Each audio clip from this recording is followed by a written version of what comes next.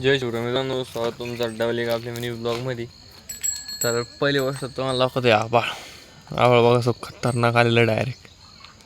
पूर्ण सगळीकडे नुसतं काळं आलेलं आहे आणि आपले गहू डायरेक्ट उघड्यावरती असेच.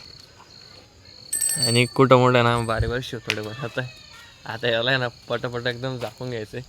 तरी पण आहे ना मोबाईलमध्ये इतकं म्हणजे डायरेक्ट असं जितकं आभाळ रिअलमध्ये दिसतं ना तितकं दिसत नाही कॅमेरामध्ये. याच्यापेक्षा पण जास्त आभाळ आलेलं आहे. आता हे जे आपलं गहू आहे का, हा घ्यायचा आपल्याला पटकन झाकून. आणि कुठं म्हणतं ना म्हणजे असे थोडे थोडे शेतोडे आता एकदम बारीक बारीक. तर जास्त वाढायचे आणि हे झाकून घ्यावं लागणार. तर एक दोन जण आणखीन बोलवलेलं आपण झाकण्यासाठी, ते पण येत आहे. तर आपण याला लगेच सगळ्या जो गहू आहे का तो जमा करायला सुरू केला होता. आणि आभाळ नुसतं वाढत चाललेलं होतं आणि पाऊस पण येत होता, त्याच्यामुळे पटकन जमा करून घ्यायचा होता.